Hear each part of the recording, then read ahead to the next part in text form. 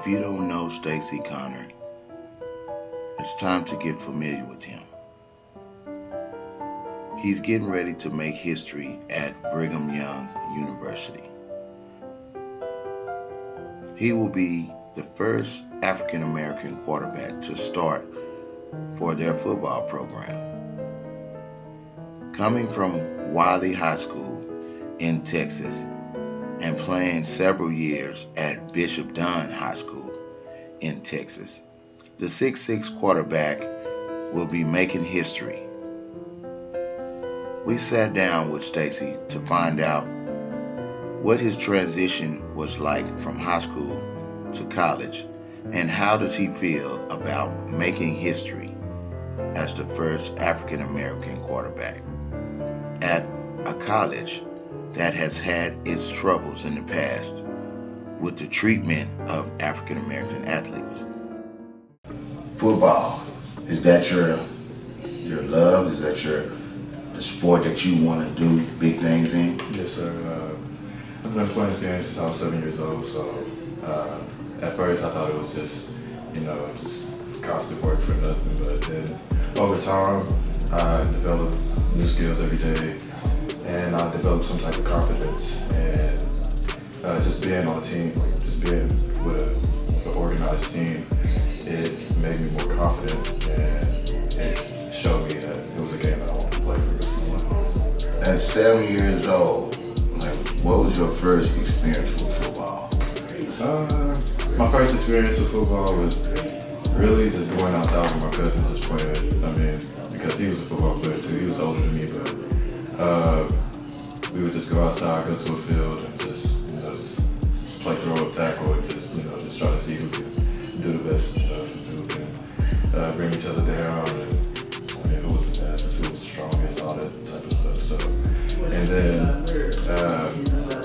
during that time I was playing with my cousin, there was a team not too far away from the house that we lived in at the time, and I joined the team, and nobody knows this, but I was a center. So, yeah, so I started off as a center, and then as time went on, I developed in other positions. Has playing different positions throughout your young career, has it made you a smarter football player on the field? Yes, it's made me a smarter football player, because now that I played those different positions, I know where a receiver who come from, and the perspective that they have on the field.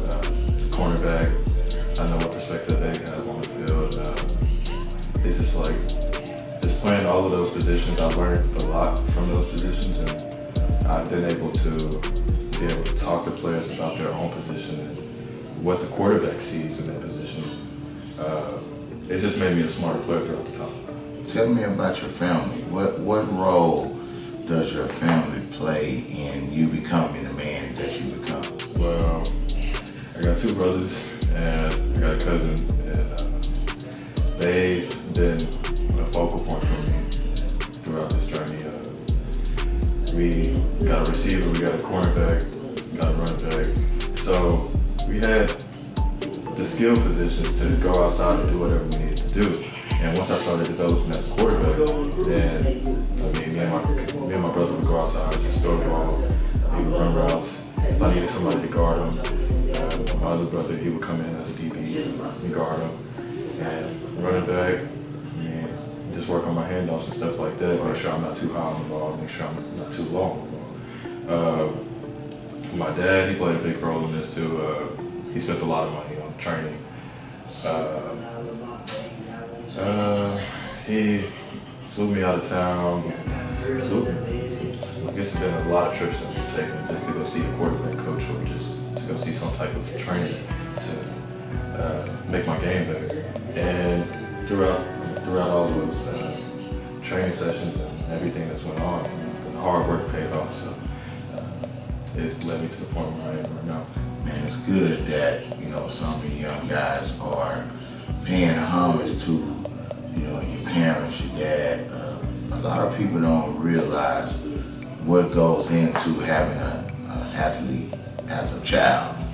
It's a very large sacrifice.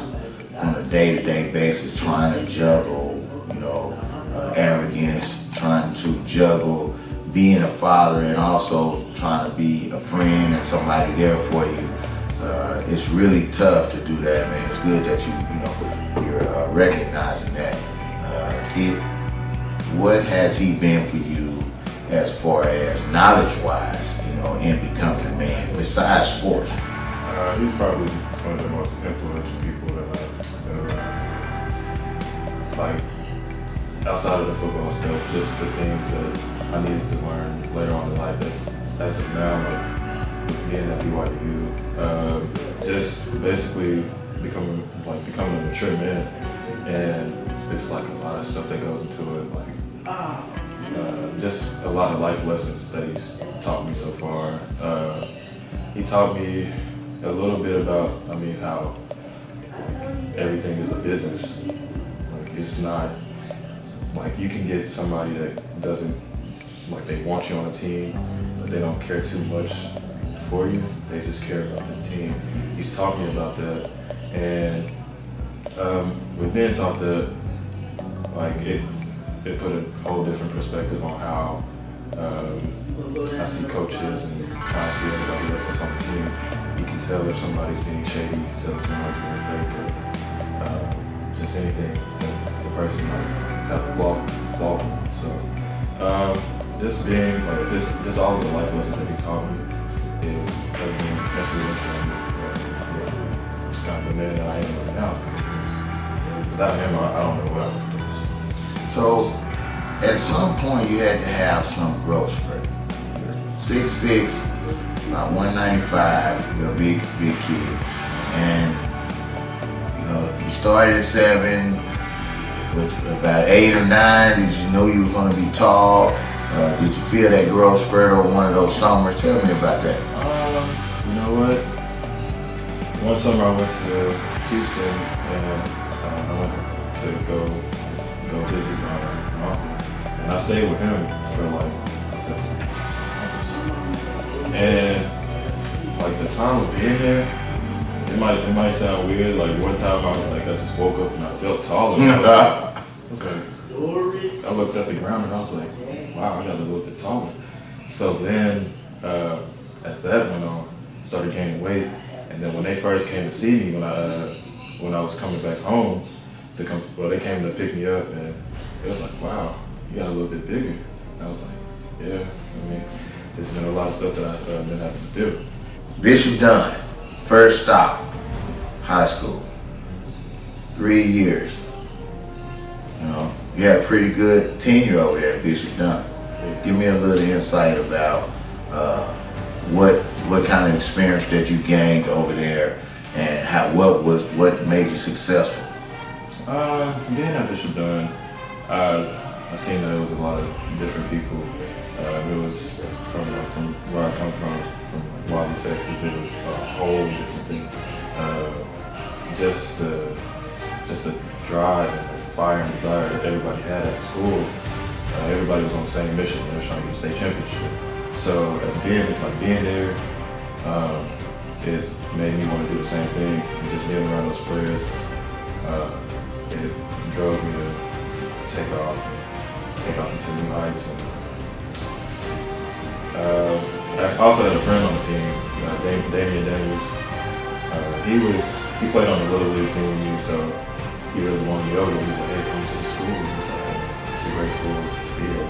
So I went on my visit, and since then I went there for those 3 years, and throughout those 3 years I learned a lot about the coaching staff, and I learned more about the game.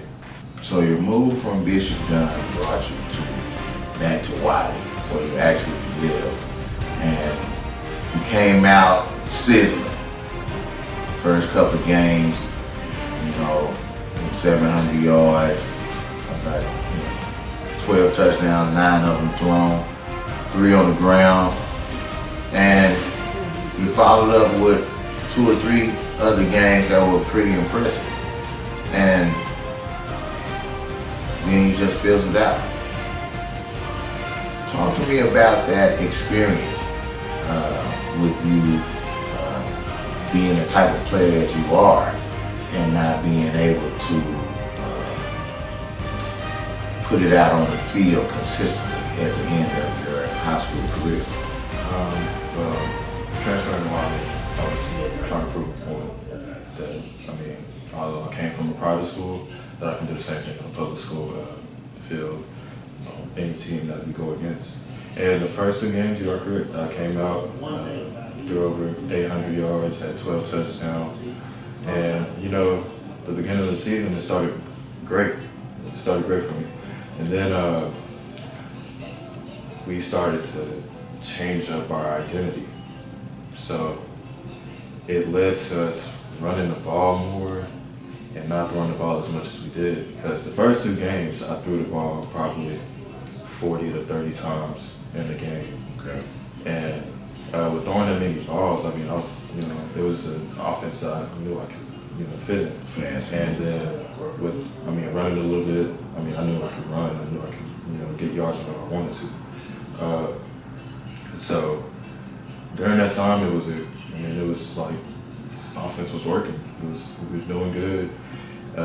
We just had a couple of mistakes here and there, and it cost us the game. And then, like I said, we changed up our offense. And once we changed up our offense, it led to the coaches with more changes and led to more injuries on the field. It led to a lot of things that was, negative for the team. And just like sitting there and just like not being able to, showcase my talent, it was a nervous wreck for me. I was getting frustrated. I was on the sidelines and I was, just trying to, be a team player. Controversy is going to follow you.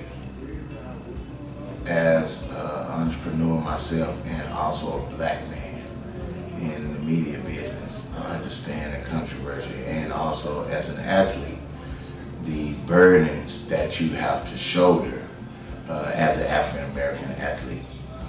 You are committed to playing football for Brigham Young University, which is an accomplishment for you as an African American black man, which is a big step in society also. Shout out to Brigham Young University for recruiting athletes that are well enough and not looking at the skin barrier. That's a controversial thing that you're going to have to deal with. I read a lot of blogs of people that know that you're coming to the school, and we're in the year 2018, and to not recruit an African American quarterback with all of the Hall of Famers and great tenure quarterbacks that have came through, like Mark Wilson and Ty Detmer, who is the only quarterback to win a Heisman Trophy for Brigham Young.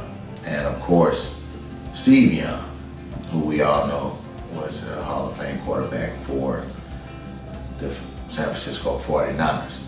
So you're following this trend of quarterbacks, and what kind of pressure do you feel to fit in to a program that has not traditionally accepted athletes of your color in the quarterback position? Well, like I said, it's a blessing to be the first African American quarterback to be recruited to BYU. With that being said, I know there's going to be a lot of critics and people that's going to say what they're going to say. It's happened already. Like, it's been bloggers that said I should play receiver. It's been bloggers that think I won't live up to the expectations. But it's big shoes to fill with those quarterbacks. Steve Young, Ty Detmer, you got Jim McMahon. It's big shoes to fill, but I think I'm capable of doing that. Although I might be an African American quarterback, and usually with our society today, they look at they look at an African American quarterback and they just, automatically think, oh, he's just going to run. Arrogance comes along with competition. If you're a competitor, you're going to have a certain level of arrogance to be great. Do you have some goals for yourself? One of my primary goals is basically to just get bigger, first off. That's one. Learning the playbook more also comes with that, because I want to know the playbook inside out. I want to know what the quarterbacks did wrong that went before me, and I want to execute each play that's in the playbook. What are you doing to prepare yourself mentally for the struggle? Because there's going to be a lot mentally that you're going to have to deal with in winning and losing on a college level. It's a lot more pressure than it is on a high school level to be successful. So tell me a little bit about your mental preparation for this next level or new chapter in your life. Well, basically, I learned a lot from previous quarterbacks that came from the D1 schools. So, let me take, for instance, someone that just came out of the draft, Baker Mayfield. I paid attention to him and how he handled the media, how he handled playing on the field, his confidence. I just paid attention to those things, and also with other quarterbacks. One of my favorites in college was Paxton Lynch, because he was the same build as me, and he led his team. It was great. Playing the quarterback position, you have to be ahead of the game. You have to be smarter than everybody. Those are why they pay the big bucks for guys like Tom Brady and Aaron Rodgers and Drew Brees, who are playing on the NFL level. Do you have somebody that you like to pattern yourself after that's playing on the NFL level? Well, I kind of would compare myself to Jameis Winston, because, he's not the fastest guy. He can run a little bit, but he has a strong arm. He has the confidence that any player would want. And like I said, he's a leader. He's an all-around leader. Another quarterback I look at is Deshaun Watson, because he can also make plays. His improvisation skills is amazing, and you've seen that from this year, although he got hurt. And the typical quarterbacks, Tom Brady, Aaron Rodgers. You can always learn something from those type of quarterbacks, and take those things that they use and put into your book. So going to Brigham Young, have you talked to anyone on the coaching staff about you possibly having to play a different position than QB? No, sir. I haven't talked to nobody about playing another position. Are you planning to start at QB when you get there, or are you prepared to be a backup? What's your mindset as far as your position? Well, basically, my mindset is just basically do the best I can. I want to start, and that's the main goal for me to get to. So I got to do the things that's capable for me to start on the Division I level, which is gain weight, be mentally prepared, things to that nature. So I'm doing those things right now to better prepare myself when I go there. And then I would never settle to be a backup. It's not something I can just sit down and just be content. Do you think it's gonna make you work harder if you're faced with that type of controversy at the QB position? Most definitely. You've escaped injury so far. No major injuries in your life right now. Freak accidents are a part of football, period. Not everybody gets it, but you're very vulnerable at the quarterback position, especially if your offensive line is not blocking. What do you think your approach is going to be in the face of injury, if that's something that you're going to have to deal with? And have you been preparing your body for vicious hits, blindside, knockoffs, really somebody just trying to tear your head off? Because at the high school level, it's pretty much who's ever at that high school. Sure. But when you get to the college level, it's the best of that high school playing all on the team. So it's probably going to be a mark on your back. How do you think you're going to deal with that? I'm going to continue, to get bigger, develop my body physically so I can take those hits. Just basically focusing on what I need to do physically. The other things can work along with it, but being a quarterback, you get blindside hits, you get all of that. I play basketball for fun sometimes, a little bit of soccer, Soccer? Yeah. That's interesting. Yeah, help with the footwork. Oh yeah, okay. Yeah, so all right. I play a little bit of soccer for a little bit. Just anything that, can keep me out of the house, I can find to do. But most of the time, it's not too much that I can do because, I'm working out or something like that. Your friends, some you're gonna lose, some you're gonna, keep. What are they saying to you about your newfound stardom? Well, you know what? Everybody's happy for what's going on with me right now. And with, friends that was on the football team, they asked me a lot of questions about what's going on in college and what's the difference. And like I told them, with relating to football, it's just the speed of the game. It's a lot faster than what we were playing in high school. BYU, I'm pretty sure you had other offers to other schools. Sure. Why did you choose that school? Well, with BYU, it was a school that me and my dad looked into a long time ago. I think he called it when I was 11. He said I was going to go to BYU. And, that long ago, huh? So it was just, that type of, drive from him that, pushed him to get me, to, talk to those coaches and things of that nature. And the atmosphere when you was there, the teammates, they loved you, they accepted you, they feel like that you was going to bring in a winning tradition, Sure. Bring back the winning tradition to BYU. Now you guys play in a tough conference. And so a national championship, Alabama and the SEC, they've hogged it pretty good. What do you think you're going to need to do? Execute. Execute and just, just being the best players on the field. Just having the confidence to, know that you're gonna do great on the next play.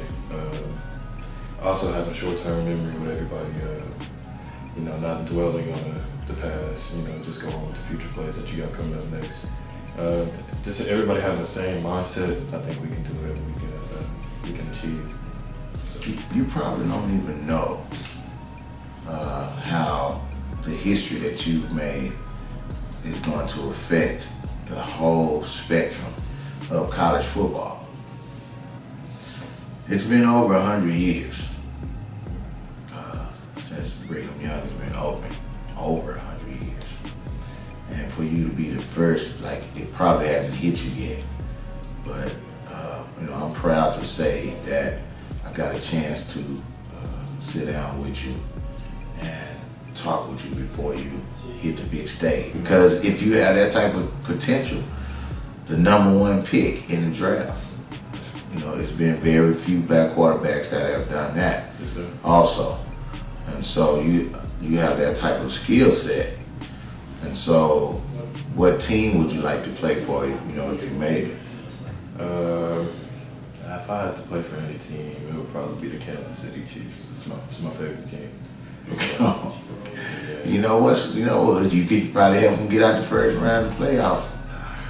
It is. If they can't, I don't understand. Follow apart as a team. I guess the Tennessee game. That was a tough one. Yeah, it was a tough one. Can't score in the second half. That just can't happen on the NFL level. You have to be able to put some type of points up on the board Most definitely. because it's a lot of game in football. Well, Stacy, man, I appreciate you having me over, man, and I look forward to following your career and watching you this year make history, and we're going to do this again.